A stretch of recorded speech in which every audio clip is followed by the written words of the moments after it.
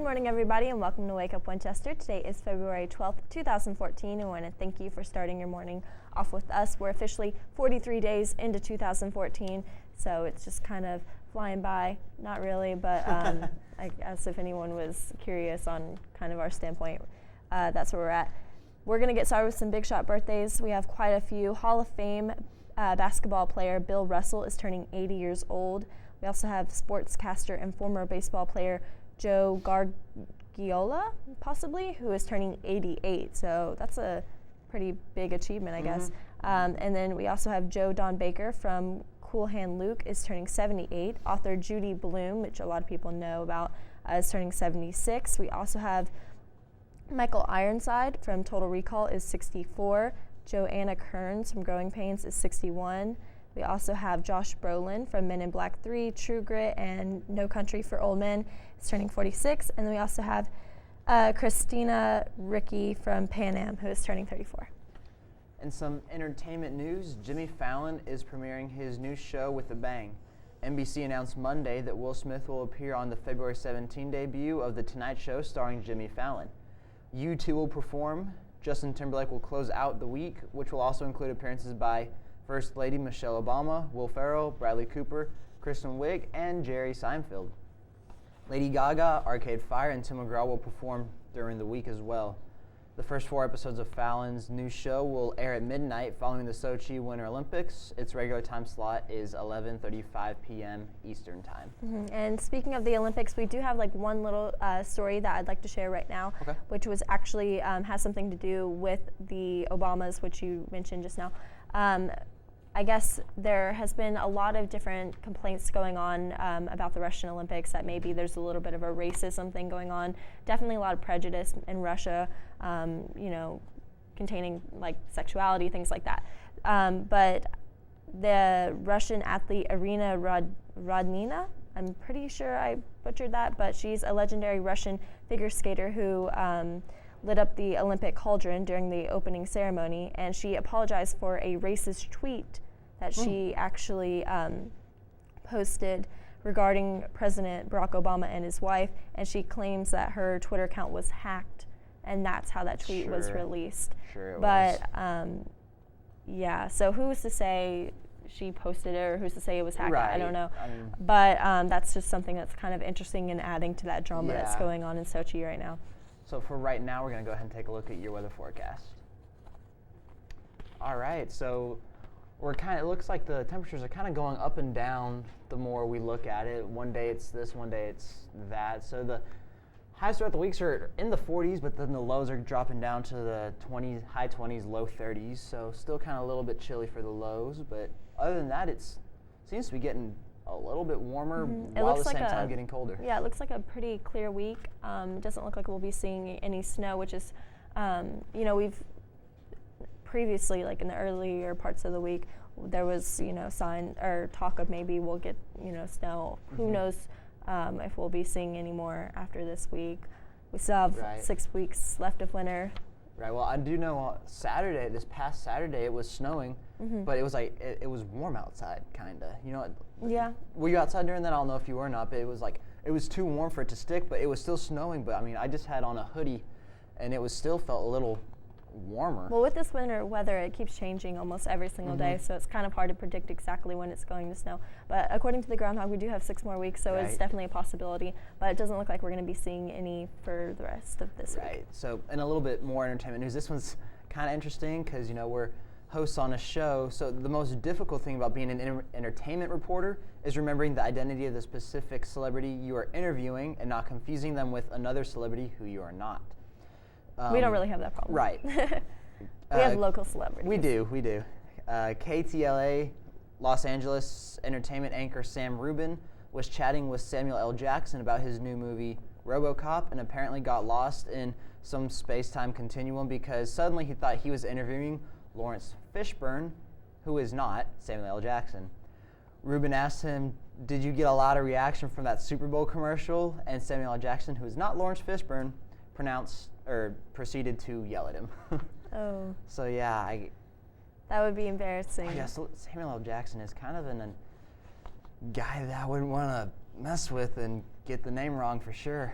I mean, you know, you got to give people a break sometimes, but Sometimes, yeah. I was watching a YouTube video of like some of the funniest news anchor fails, and one of them, they were at, I think it was during Obama's like when he came back into office again, and there's like a lot of people like Will.i.am was standing next to the reporter, and he said like 3 different names, and he was like, oh, sorry, this guy, and then it continues like, oh, no, sorry, this guy. It's like, oh, no, sorry. Then he finally got it right. Well, I mean, I guess, you know, there's so many celebrities nowadays. A lot of them do kind of, I guess, maybe resemble each other. In a way, I guess, yeah. There's so many I don't celebrities know. out but there. But I feel like when it's your job, you're an entertainment reporter, that's kind of like what you should know. Yeah. But heart goes out to that guy because it was probably really embarrassing. Hopefully they didn't air that interview.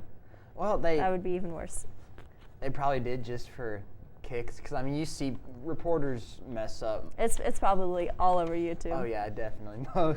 Most. I don't know if, I wonder if they cut it before Samuel L. Jackson started getting on to him. But hopefully it was like a playful I don't yelling. think so. I don't think it would be, honestly. That's why I wouldn't want to do that, because he's just yeah. Yeah, that would be very awkward.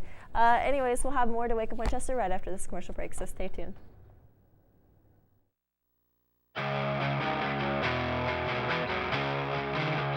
St. Teresa's Outreach Ministry in Winchester, Tennessee is a private company categorized under social service and welfare organizations. STORM is a local non-sectarian, non-profit charitable organization providing services to those in need who typically fall through the cracks in this area's social services net. It is located at 900 South Shepherd Street in the Franklin County Annex Building. People in need are encouraged to pick up food supplies when available and to apply for financial help with security deposits for utility bills, rent, as well as medical expenses, gas, and other needs. To contact them, call 968-6540.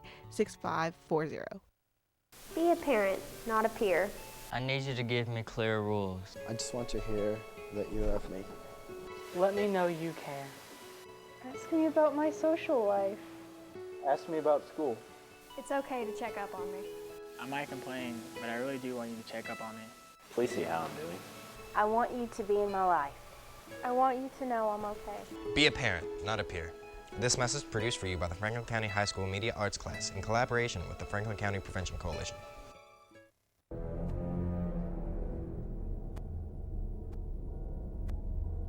Oh my gosh, what a loser.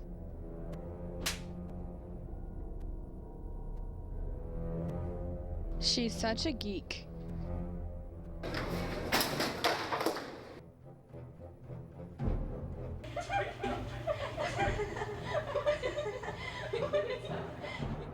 Get lost.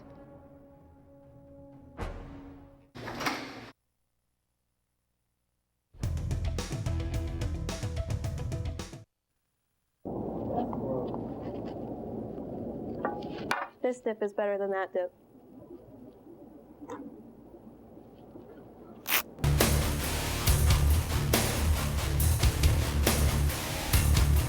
Young man, we received an anonymous tip about an underage drinking party last night at this address.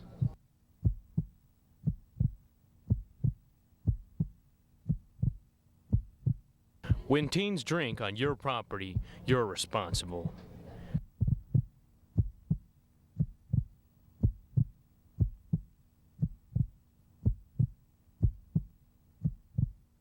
Parents who host lose the most. How you doing? My name's Steve. My family's lived in this neighborhood for years. Recently, things got so tight, we had to go to our local food bank for help. I lost a lot of sleep worrying about what the neighbors might think. That is until I saw them there, too. How'd I do, Steve? A little stiff. You could have done a little better. What? Come on. You know, I have an Academy Award. Yeah, but not for playing me. Play a role in ending hunger. Visit feedingamerica.org/hunger and find your local food bank. Welcome back to Wake Up Winchester, and I kind of got on to the other day for not introducing you more. This is Alyssa Hawley. She's going to actually be doing our community news. So how are you today? I'm good. How are you? That's great. I'm great. Now about that community news. Okay. In some community news, on Thursday, February 20th, 2014, Franklin County High School will be, I'm trying to think of a way to put this. Oh, they will be hosting a career fair from 6 to 8:30. We need businesses to come out and have set up booths so kids have a chance to look at what kind of different careers there are. If you need more information on that or would like to set up a booth, contact Lee Brennan at lee.brennan@fcstn.net so we can make plans effectively. And they want you to apply within the next week, according to this paper. Also, keep calm, it's almost Mardi Gras time. On March 1st and 2014 at Monterey Station, the return of the Nashville award-winning band, The Respectables, will be having a concert. All proceeds go to Good Shepherd School. There's a silent auction and live music and dancing. If you want tickets, call 967-5673. Hotland FFA and band are selling strawberries. The approximate delivery date is from March 3rd through the 6th. It's $5 a quart. Please order them by February 19th. To order, you need to contact an FFA member or band member from Hotland or call 469-7679. North Middle School Student Council is holding a yard bake sale to support the Janet Towery Scholarship Fund on March 15th from 8 to 2 p.m. All items, they're also accepting donated items, so if you want to donate items, please bring them to North Middle School on Friday, March 14th from 3:30 to 6:30, or you can also call 931-308-3190 or 967-1547. The Franklin County Chamber of Commerce is holding a 2014 Business Expo on March 27th, which is presented by their Leadership Circle, which consists of Nissan, Russell Barnett, STMC, and American City Bank. To set up booths, make sure you contact the Franklin County Chamber of Commerce. And there are different pricing options for the booths, but I'm not going to say those right now.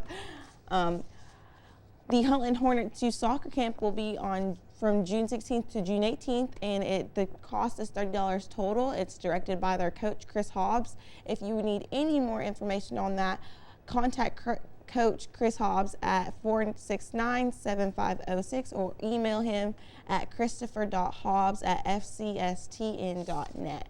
And lastly, the SCHRA Head Start is a free child development program that offers children and families a variety of service such as early childhood education, school readiness, family partnerships, family engagement, whatnot. To apply, you would need a child's proof of birth, proof of income, and a medical insurance card, but that's optional. Your child must be of 3 or 4 years of age before August 15th to apply for Head Start. If you need any more information, call 967-1543. And that's all we have in community news today. But that's a lot. It is. Yeah. That's a lot. And that's kind of all just coming up like throughout the month. Yes. Right? Okay. Well, I guess we are only like 43 days into the year, as I mentioned earlier, but hopefully people are still going strong on their New Year's resolutions. No. But we do have a story about that by Rayla Taylor, so let's take a look. With the start of a new year comes many different New Year's resolutions, which we have plenty of here at Franklin County High School. My name is Robert LeSean. My New Year's resolution is to slam dunk. My name is Devontae Waddell, and my New Year's resolution would be to change myself as a person as well as others in my community, because there's different things that could happen. So, like, if you try to go to college, then you might want to change the way you act now and act more immature. Not immature, like, my bad, I didn't mean to say act more mature, but act more mature and to be like a better person in better ways, because your community may need you more than you think they do, because every person is important and special in a way. So my New Year's resolution, as I said, would be a change and to make myself better in many ways. I'm Xander Taylor, and I want to be really good at playing guitar this year. My name is Michaela Presley, and my resolution for the new year is to do better in school and get better grades, and I'm in the FFA class. Hey, my name is Jonathan. My New Year's resolution is to become top chef. I'm Mason Walker. I'm part of the Air Force Junior ROTC here at FCHS. My New Year's resolution would be to have better grades and do better in school. I plan on the college and military, so I need to do very good in school. I'm gonna tell you why I want to be in the NFL. My student, my very talented student, Arela, just asked me about my New Year's resolution. And I'm a little different. I start my New Year's resolutions before New Year's, and I start them before my birthday. So however many years old I am, and I'm not in the mood to say that right now, I'll start back that many days and start with my resolution. So this year I started my resolution, and it involves being fantastic, being healthy, keeping myself looking foxy, and keeping a good attitude throughout the year. So that's how it kind of works. And then it's a year-long thing, and then on each day, I was born on the 25th of December, so on each day of the 25th, I kind of go back and look and see, am I working on my resolution? So that kind of does it for me, so that I'll actually stick with my resolution. Hey, my name is Shelby Jackson. My New Year's resolution was to learn how to dance.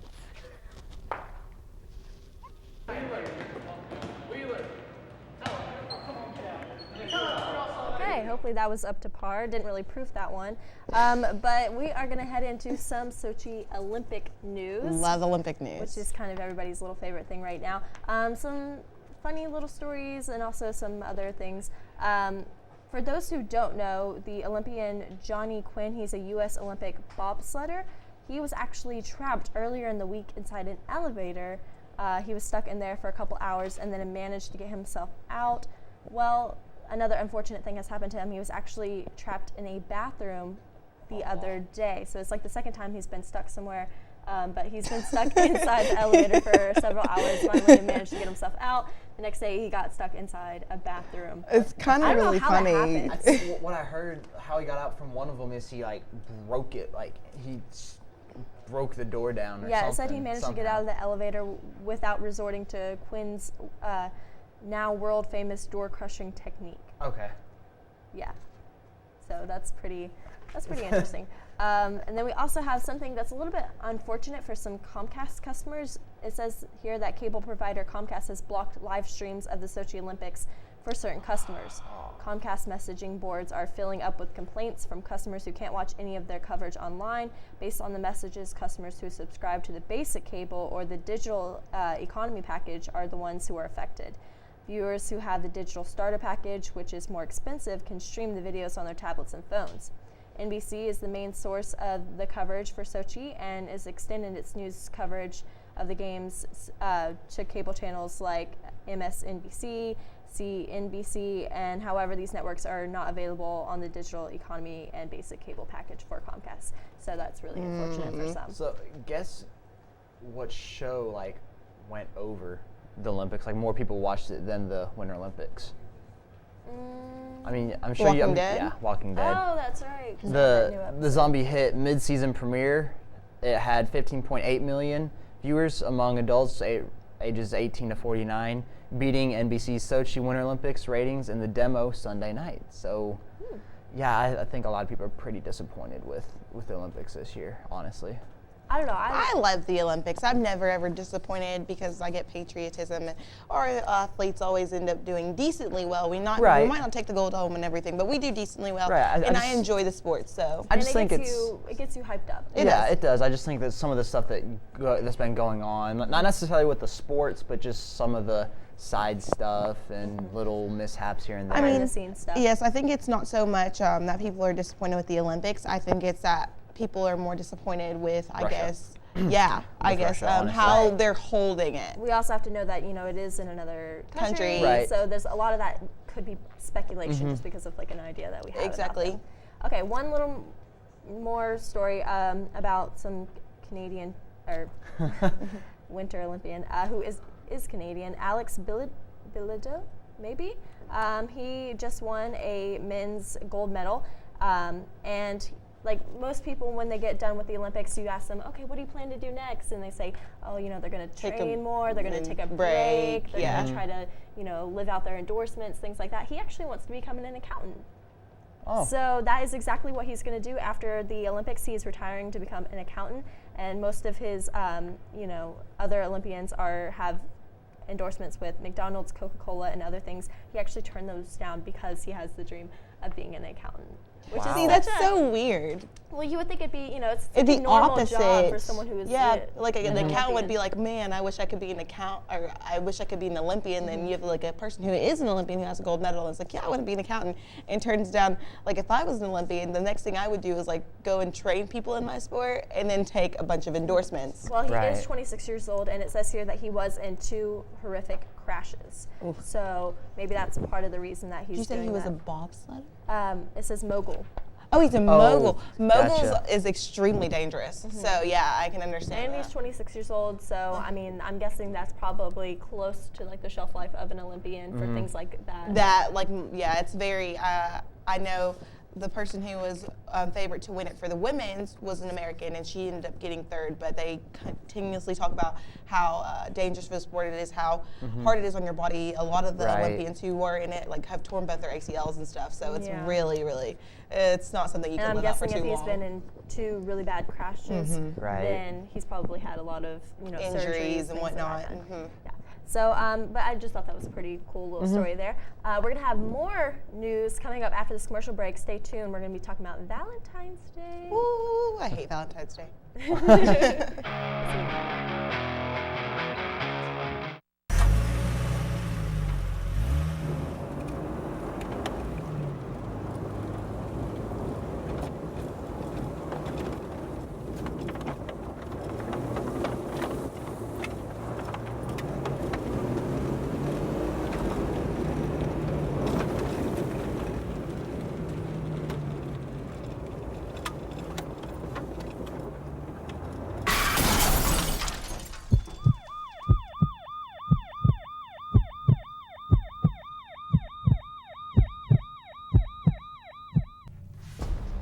Bring out the action hero in you.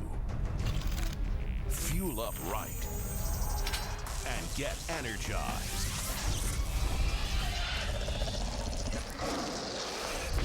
Be part of the greatest action movie ever. The first movie that puts you in the action. Show us how you train and eat like an action hero. Join in at actionheroalliance.com. My life is full of statistics. Thing is, I could have dropped out of school and become one myself, but I didn't because I had people that believed in me. Here's another statistic. 7,000 students drop out every school day. That's 1 every 26 seconds. It's time that students know that we believe in them. Inspire a student and share your message of support at boostup.org.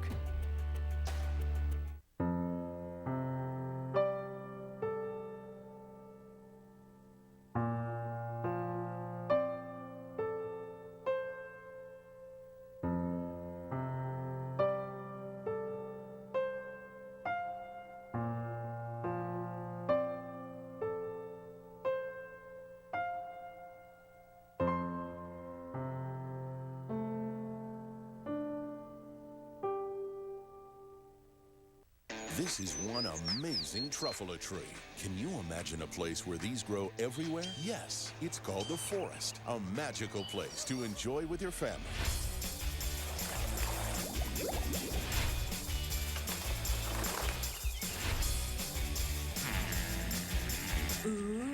So discover the forest and explore all the wonder that's there.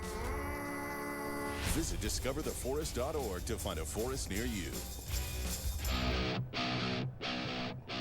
Welcome back to Wake Up Winchester. As we all know, Valentine's Day is coming up, and we all know how we celebrate Valentine's Day in America with, you know, the roses and the candy, things of that sort. It's kind of, you know, I don't know, corporate Lovey-dovey America. mushy. Yeah, that kind of thing. It's just Pointless.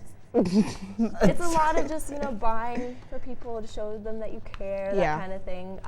But we're going to check out how they do it, internationally. So how do they do it worldwide? So France is one of the strangest Valentine's Day traditions and is no longer allowed in France. One of the strangest Valentine's Day traditions that is no longer allowed in France, but that doesn't mean that it shouldn't be mentioned, is known as drawing for. Unmarried men and women of all ages enter houses facing each other, and basically they will begin calling out to members of the opposite sex, and it's kind of like they would pair up, so it's kind of like you draw a name, I guess, and that is like who your Valentine's Day is. Oh, that sounds like a horrible idea. Yeah, so that's pretty weird. But in Germany, also known, Valentine's Day is actually Valenstag. Yeah, I guess that would be the German pronunciation of it. Yeah, but that's definitely not. That sounds horrible.